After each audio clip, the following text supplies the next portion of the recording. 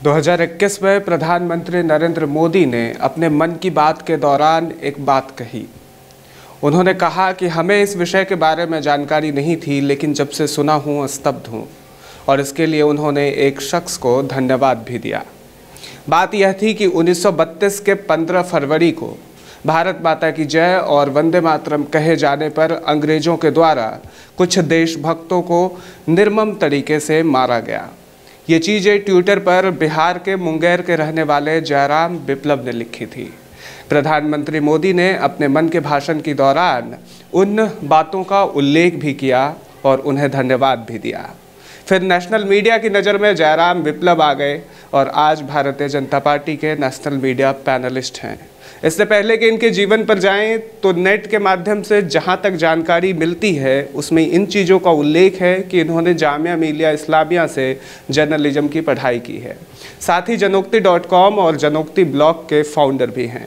आज हमारे साथ भैया जी गजब के स्टूडियो में मौजूद हैं। सबसे पहले स्वागत करते हैं और स्वागत के साथ इनसे जानेंगे देश की वो तमाम बातें जो कहीं ना कहीं राजनीति को अपने साथ जोड़ती है। जयराम जी, स्वागत है आपका। बहुत बहुत धन्यवाद। पहला सवाल मेरा, राजनीति में कैसे और प्रधानमंत्री नरेंद्र मोदी ने जब अपने मन की बात के दौरान आपका नाम लिया, कैसा महसूस हुआ? राजनीति को समाज सेवा का सबसे बड़ा माध्यम मानता हूँ। मेरा मानना है भारत में जो सरकार है वो पब्लिक वेलफेयर गवर्नमेंट है और सबसे बड़ी समाज सेवा की जिम्मेवारी, समाज को चलाने की जिम्मेवारी सरकार के पास है। और राजनीति में जब तक कि अच्छे लोग नहीं होंगे तो समाज में बदलाव नहीं आ सकता है। इसलिए अच्छे लोगों को राजनीति से जुड़ना चाहिए। और हम लोग जब विश्वविद्यालय में आए तो राजनीति से जो पुराना एक सहज लगाव था उसको मूर्त रूप देने का अवसर मिला। विद्यार्थी परिषद से जुड़े, फिर भारतीय जनता युवा मोर्चा से जुड़े और आज पार्टी का पक्ष देश के तमाम चैनलों पर रखने का एक अवसर मिला। इसके लिए मैं पार्टी को भी धन्यवाद देता हूं और आप जैसे तमाम मीडिया के बंधुओं को भी धन्यवाद करता हूं। साथ ही आपने जो पूछा कि प्रधानमंत्री जी ने मन की बात में चर्चा की तो कैसा लगा, ये मेरे लिए भी बहुत अद्भुत अविस्मरणीय पल था जब देश भर से तमाम बड़े बड़े लोगों के फ़ोन आ रहे थे, सब बधाई दे रहे थे और मन की बात में उन्होंने मेरी चर्चा की। मेरे लिए ये सौभाग्य की बात है। इससे ज़्यादा मुझे खुशी है कि हम लोगों ने जो प्रयास अपने बलिदानी पूर्वजों को पूरी दुनिया के सामने लाने के लिए किया उसको मोदी जी ने अंतर्राष्ट्रीय फलक तक पहुंचा दिया। तो उनको भी आपके माध्यम से धन्यवाद देता हूं। कहा यह भी जाता है कि प्रधानमंत्री मोदी आपको ट्विटर पर फॉलो करते हैं। ये भी मेरा सौभाग्य है कि 2015 में जब मोदी जी ने कई सारे देश के बड़े बड़े लोगों को फॉलो किया, राहुल गांधी, नीतीश कुमार, और ये न्यूज़ मैंने ऑनलाइन वेबसाइट पर देखी तो मेरे मन में एक बात आई उस समय कि शायद मुझे भी मोदी जी फॉलो कर रहे हैं, चेक करना चाहिए। और मैंने चेक किया तो उन तमाम लोगों के साथ मोदी जी मुझे भी फॉलो कर रहे थे। राजनीति में अभी आपने कहा कि पार्टी के प्रवक्ता के तौर पर पार्टी का पक्ष रखते हैं। एक सेकंड के लिए हटा लिया जाए कि एक आम इंसान का जीवन और एक प्रवक्ता का जीवन, दोनों के जीवन के बीच में क्या अंतर है? देखिए, आम इंसान का जीवन उसकी अपनी एक रूटीन लाइफ है और मैं मानता हूँ कि सबसे बड़ा अंतर यही है कि यहाँ पर रूटीन लाइफ नहीं है। कभी भी आधे घंटे, 10 मिनट या 5 मिनट के अंदर आप सोए हों लेकिन आपको ऑफिस से एक फ़ोन आता है कि आपको फ़लाँ चैनल पे फ़लाँ डिबेट में इस टॉपिक पर बात रखनी है और अपने आप को तैयार करना और अपने दिमाग को तैयार करना, तो एक चैलेंजिंग काम तो है ही। प्रवक्ता के ऊपर जिम्मेदारी होती है कि हमेशा पार्टी को डिफेंड ही करना है।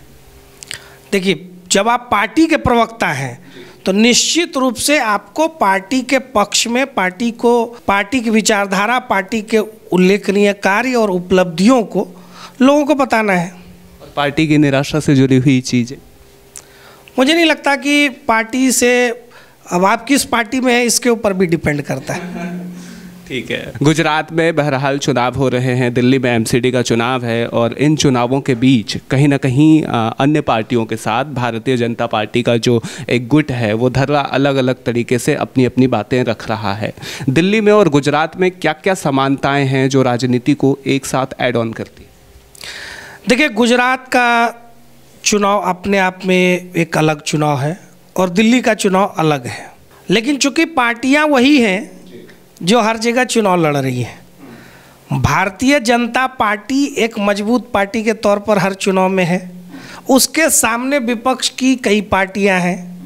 तो विपक्षी पार्टियों का चरित्र क्या है, भारतीय जनता पार्टी का चरित्र क्या है, हमारा नेतृत्व क्या है, उनका नेतृत्व क्या है, हमारी नीयत कैसी है, हमारी नीति कैसी है, ये सारी चीज़ें जनता के सामने हैं। और जनता इन्हीं गुण दोष के आधार पर गुजरात चुनाव हो या एमसीडी का चुनाव हो या हिमाचल प्रदेश का चुनाव हो, निर्णय करने वाली। भाजपा पर अन्य पार्टियां आरोप लगाती है कि वो धर्मनिरपेक्ष तरीके से बात नहीं करती, वो कहीं ना कहीं एक धर्म के साथ लीड करती हुई नजर आती है। केजरीवाल भी कई बार आरोप लगा चुके हैं, कांग्रेस की तरफ से भी ऐसे आरोप आते रहे। तो फिर राहुल गांधी को क्या आवश्यकता थी कि वो जगह जगह वेश बदल कर मंदिरों के दर्शन करने जाएं? अपने गोत्र को बतलाने की क्या आवश्यकता थी? अपने आप को दत्तात्रेय गोत्र का हिंदू बताना, कुर्ते के ऊपर जनेऊ पहनना और केजरीवाल की मंदिरों की यात्रा और केजरीवाल का इतना बड़ा हृदय परिवर्तन कि भारत के नोटों के ऊपर माँ लक्ष्मी और गणेश लक्ष्मी की मूर्तियाँ होनी चाहिए। तो ये जो चीज़ें हैं ये दिखाता है कि बदलाव दूसरे दलों में हुआ है। कल तक जो तुष्टीकरण के रास्ते पर चल रहे थे, जो राम मंदिर पर सवाल उठाया करते थे, वो आज लोगों को राम मंदिर की यात्रा करवा रहे हैं। जो श्री राम के अस्तित्व को नकार रहे थे, वो आज जय सिया राम और जय श्री राम का अंतर बता रहे हैं। तो परिवर्तन उनके भीतर आया है। हमने तो 70 वर्षों तक संघर्ष किया कि हिंदुओं को भी वो समान अधिकार इस देश में मिले, तभी तो धर्मनिरपेक्षता होगी। धर्मनिरपेक्षता का मतलब क्या है? हिंदुओं को छोड़कर चलें, हिंदुओं को गाली दें, हिंदू आतंकवाद जैसे शब्द का प्रयोग करें, ये धर्मनिरपेक्षता नहीं हो सकती।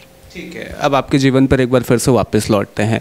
काशी का प्रभार आपको दिया गया, गोरखपुर का प्रभार दिया गया लोकसभा चुनाव के दौरान। दोनों प्रभार को निभाने में क्या क्या समानताएं रही? क्योंकि मुझे लगता है कि काशी और गोरखपुर एक ऐसा क्षेत्र है जो धर्म नगरी के तौर पर जाना जाता है।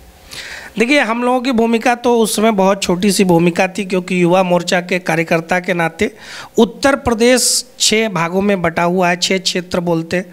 उसमें से 2 क्षेत्र का प्रभार युवा मोर्चा के तौर पर हमारे पास था। तो वहाँ के युवा मोर्चा के कार्यक्रमों में जाना, युवाओं को मोटिवेट करना, उनको जोड़ना, ये सारे काम जो वहाँ की युवा मोर्चा की इकाई करती थी, उसकी मॉनिटरिंग करना, उसकी देखरेख करना। और जब केंद्र की तरफ से प्रभारी पहुँचता है तो निश्चित रूप से एक उत्साह, एक वातावरण बनता है। और ये सब काम हम लोगों ने किया और पूरी पार्टी एक नेतृत्व के तहत चलती है। लेकिन एक मशीन में आप देखेंगे कि हर कल पुर्जे की अपनी भूमिका है। अगर हर कोई सही से काम करे तो निश्चित परिणाम आते हैं। और इसके लिए ज़रूरी है कि हर किसी का विश्वास अपने नेतृत्व के ऊपर बना रहे। तो आज सौभाग्य है कि भारत के पास, भारतीय जनता पार्टी के पास एक ऐसा नेतृत्व है जो पूरी दुनिया में सर्वाधिक लोकप्रिय नेतृत्व है। आप देखेंगे कि अभी नरेंद्र मोदी जी की हालिया रेटिंग है 78%, उनकी अप्रूवल रेटिंग है, जो दुनिया में किसी और नेता के पास नहीं है। तो जनता में, पार्टी कार्यकर्ताओं में, हमारे बूथ स्तर तक के कार्यकर्ता एक हैं, आपस में कोई लड़ाई नहीं है। कारण है कि हम सेवा करने के लिए राजनीति में आए हैं, केवल सत्ता के लिए नहीं। और इसका संदेश प्रधानमंत्री जी बार बार देते हैं।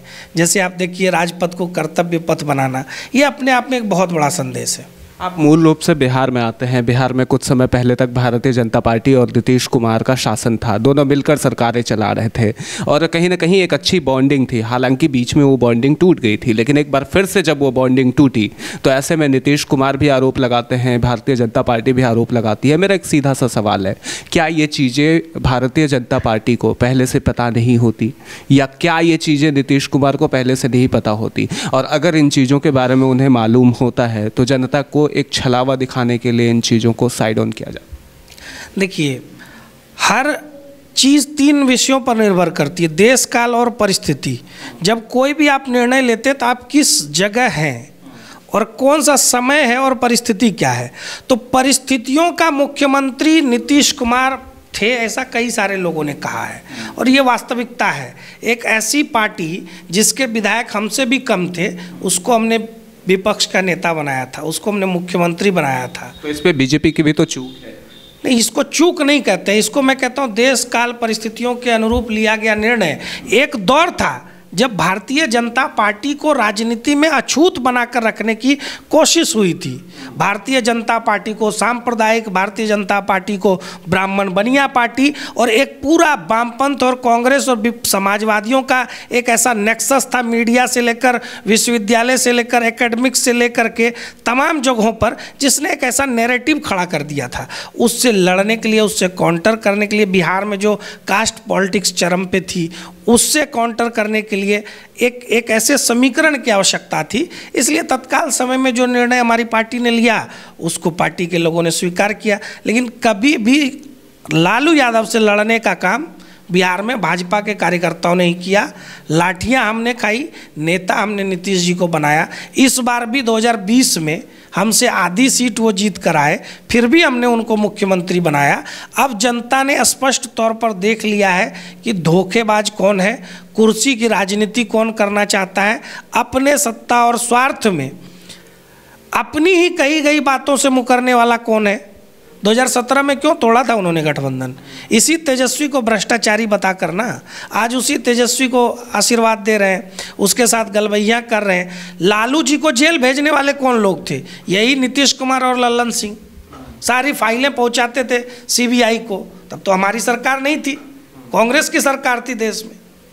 तो आज परिस्थितियां बदली हैं, लेकिन लालच है कुर्सी का, और वो लालच पूरा नहीं होने वाला है। ठीक है। कहा यह भी जाता है कि नीतीश कुमार ने जब तक भारतीय जनता पार्टी का साथ दिया, भाजपा के लिए नीतीश अच्छे थे, अब नीतीश बुरे हो गए हैं, और अगर अगले चुनाव में नीतीश कुमार फिर से जोड़ीदार बनना चाहें तो भाजपा को आपत्ति नहीं। मुझे लगता है कि इसके ठीक उलट बात है। कल तक 2020, 2021 कई ऐसे वीडियो हैं, कई ऐसे बयान हैं, मंच साझा करते हुए प्रधानमंत्री के साथ उन्होंने जो तारीफ़ों के पुल बांधे, वो जो प्रधानमंत्री को 180 डिग्री पर झुककर प्रणाम किया करते थे, वो जो प्रधानमंत्री के बिहार दौरे पर बार बार, अभी हाल में प्रधानमंत्री विधानसभा के 100 वर्ष पूरे होने पर गए थे, उसमें जो तारीफ के पुल नीतीश कुमार बांधा करते थे, तो क्या वो झूठ थी? यानी प्रधानमंत्री ने भी तो डीएनए वाली बातें कही थी। तो प्रधानमंत्री ने तो कभी प्रधानमंत्री ने तो उनको नहीं भगाया ना, प्रधानमंत्री ने तो उनको मुख्यमंत्री बनाया। और आपको मैं एक छोटी सी बात बता देता हूँ। 2010 में एनडीए का स्वर्णकाल था बिहार में, और एनडीए में 115 सीट जीते थे नीतीश कुमार, और भारतीय जनता पार्टी 91 सीट। 2013 में नीतीश कुमार ने गठबंधन तोड़ा, 15 में वो लालू के साथ मिलकर चुनाव लड़े। गुजरात चुनाव पर पहुंचते हैं। गुजरात को लेकर कहा जाता है कि गुजरात का जो मॉडल है वो पूरे देश में अप्लाई किया जाता है। नरेंद्र मोदी की जो वहाँ की नीतियाँ रही है वो पूरे देश में प्रचलित है, और देश के अन्य मुख्यमंत्री उनसे सलाह लेते हैं और सीखने की कोशिश करते हैं। दूसरी तरफ आम आदमी पार्टी इस चुनाव में इस तरीके से एंट्री मार रही है जैसे बीजेपी ने वहाँ पर कुछ ऐसा किया ही नहीं हो। जुबानी जंग चल रही है, इधर से मनोज तिवारी कुछ कह रहे हैं, उधर से भी कंट्रोवर्शियल बयान आ रहे हैं। ऐसे में गुजरात चुनाव क्या लगता है? गुजरात में कोई लड़ाई ही नहीं है। गुजरात में विपक्ष की पार्टियां केवल टाइम पास करती हुई दिखाई पड़ी। कांग्रेस पार्टी, इतना बड़ा चुनाव है गुजरात का, जहां से प्रधानमंत्री हैं, गृह मंत्री हैं, और देश को संदेश देना था, तो गुजरात में चुनाव लड़ने के बजाय यात्रा केरल और बंगाल और पता नहीं कहाँ कहाँ घूम रहा है उनका। तो ये तो कांग्रेस की हालत है। दूसरी तरफ आम आदमी पार्टी 10-12 दिन के चुनाव प्रचार के बाद वापस एमसीडी बचाने लौट आई, क्योंकि उनको मालूम है कि दिल्ली भी उनके हाथ से जाने वाला है। सवाल है, देखिए, विश्वसनीयता का। 27 वर्षों से लगातार भाजपा का शासन है, तो लोकतंत्र की वजह से है ना, लोगों के वोट की वजह से है। लोग भारतीय जनता पार्टी के कार्यों से संतुष्ट हैं, इस कारण से है। और लोगों को मालूम है कि जिस गुजरात के बेटे के ऊपर पूरा देश अपना विश्वास जताता है, और जिन्होंने ऐसा काम करके दिखाया, एक छोर से दूसरे छोर तक पानी पहुंचाना, नर्मदा का पानी पहुंचा। आज तमाम सेक्टर में जो इंफ्रास्ट्रक्चर के काम गुजरात में हुए हैं, वो देश में अग्रणी राज्यों में गुजरात को खड़ा करता है। सबसे अधिक एमएसएमई सेक्टर में रजिस्ट्रेशन सबसे अधिक कंपनियां गुजरात में बनती हैं, सबसे अधिक स्टार्टअप भारत में गुजरात के अंदर है, सबसे अधिक यूनिकॉर्न गुजरात के अंदर है, सबसे अधिक स्वरोजगार गुजरात के अंदर है। और दूसरे राज्यों के लोग गुजरात नौकरी ढूंढने के लिए, नौकरी के तलाश में या काम करने के लिए जाते हैं। तो गुजरात ने जो विकास की एक नई इबारत लिखी, उसको पूरे देश ने 2014 में स्वीकार किया था और उसके बाद प्रधानमंत्री जी ने जो उस मॉडल को पूरे देश में लागू किया, जैसे वो वहाँ कहते थे मैं 6 करोड़ गुजरातियों की बात करता हूँ, वैसे आज वो कहते हैं मैं 135 करोड़ भारतीयों की बात करता हूँ। मोदी जी ने कभी हिंदू मुसलमान के नज़रिए से नहीं देखा, इसलिए भाजपा का जो ये मानना है appeasement for none, development for all, हम तुष्टिकरण किसी का नहीं करते, विकास सबका करते हैं। इसलिए मोदी जी का मंत्र आज देश के लोगों ने स्वीकार किया, सबका साथ, सबका विकास, सबका विश्वास, और इस बार उन्होंने लाल किले की प्राचीर से जोड़ा है सबका प्रयास, क्योंकि 135 करोड़ नागरिकों के प्रयास से ही भारत आगे बढ़ेगा। आपके जवाब से एक सवाल उठाते हैं। सवाल ये है कि जब पश्चिम बंगाल में चुनाव होना था और वहाँ एक ब्रिज टूटा था, तो प्रधानमंत्री नरेंद्र मोदी ने ट्वीट करके लिखा था कि आप देख रहे हैं कि यहाँ कैसी सरकारें चली है, भगवान ने भी लोगों को बताया है कि ये सरकारें तोड़ने का काम करती है, इसलिए भाजपा को समर्थन दें। मोरबी ब्रिज हादसा हो गया, उसके बाद कई लोगों की जानें चली गई। अगले दिन प्रधानमंत्री अस्पताल पहुँचे, शायद 2 दिन बाद पहुँचे, और जब वो अस्पताल पहुँचे उससे पहले अस्पताल का रंग रोदन हुआ, वहाँ रेड कारपेट बिछाए गए। क्या ऐसी परिस्थिति में इन चीज़ों का होना न्यायोचित था? देखिए, हर सिक्के के 2 पहलू हैं। किस चीज़ को कैसे दिखाना है ये देखने वाले के ऊपर तय करता है। रही बात प्रधानमंत्री जी ने, तो बंगाल और मोरबी दोनों हादसे में बहुत फ़र्क है। बंगाल में एक ब्रिज बन रहा था और वो लापरवाही के कारण टूट कर गिर गया, और यहाँ पर एक ब्रिज जो बहुत वर्ष पुराना था, उस ब्रिज पर क्षमता से अधिक भार होने के कारण वो टूटा। तो लापरवाही यहाँ भी है और लापरवाही वहाँ भी है, दोनों में अंतर है। और लापरवाही में शामिल जो लोग हैं उसको अगर भारतीय जनता पार्टी की गुजरात की सरकार बचाने का काम करे, तब निश्चित तौर पे सवाल उठता है। प्रधानमंत्री जी वहाँ पर गए, प्रधानमंत्री जी लोगों से मिले, प्रधानमंत्री जी ने अपनी संवेदनाएं उनके साथ रखी, उनके सुख दुख में उनके साथ खड़े हुए। लोगों के लिए ये महत्वपूर्ण है। और इसलिए आप अभी देखेंगे कि मोरबी से जो भाजपा का उम्मीदवार है, वो एक ऐसा शख्स है जिसने उस हादसे में अपनी जान को जोखिम में डालकर भी काफ़ी लोगों को बचाया। तो भाजपा के प्रति लोगों, गुजरात के लोगों का, जिन लोगों ने वो हादसा अपनी आंखों से देखा, उनका नज़रिया बेहद संवेदनशील है। हम संवेदनशीलता के साथ इस चीज़ को भी देख रहे हैं और उस पर जो है जो आवश्यक है वो कर भी रहे हैं। लेकिन जो लोग केवल लाशों के ऊपर राजनीति करना जानते हैं, उनकी बात जनता तक नहीं पहुंच पा रही है। आप कई ऐसे उदाहरण देश भर में आपको मिल जाएंगे। अभी आफ्ताब वाला जो घटनाक्रम है, उसमें अगर विक्टिम कोई और होता तो क्या ये प्रियंका वाड्रा, राहुल गांधी, अरविंद केजरीवाल, अखिलेश यादव, तेजस्वी यादव, ममता बनर्जी, ये क्या वहाँ पर नहीं पहुँचे होते? ये अपनी राजनीति नहीं कर रहे होते। यहाँ पर दिक्कत ये है कि अपनी सुविधा के हिसाब से राजनीति करते हैं और लोगों की जातिगत या उसकी धार्मिक पहचान के आधार पर आप किसी मुद्दे को हाइप बनाते हैं। तो इस तरह विपक्ष का ये रोल जनता भी समझ रही है। और मैं मानता हूँ लोकतंत्र में सबसे ऊपर की अदालत है जनता की, और वहाँ से गुजरात चुनाव का परिणाम इतना स्पष्ट आने वाला है कि अभी तक का सबसे जो भाजपा का जो मार्जिन रहा है उससे ज़्यादा सीट लेकर के इस बार वहाँ पे सरकार बनने। दिल्ली पर एक शॉर्ट कमेंट लेते हैं आपसे। केजरीवाल का शासन बीजेपी को कैसा लगता है? कोई एक बात जो केजरीवाल ने कही और उसके उलट काम ना किया हो, गिनाने के लिए लंबी फहरिस्त है। मैं गाड़ी नहीं लूँगा, मैं बंगला नहीं लूँगा, मैं घर नहीं लूँगा, मैं कांग्रेस के साथ सरकार नहीं बनाऊँगा, मैं अपने बच्चों की कसम खाता हूँ, वहाँ से ले करके यमुना की सफाई और भ्रष्टाचार ख़त्म करने की बात।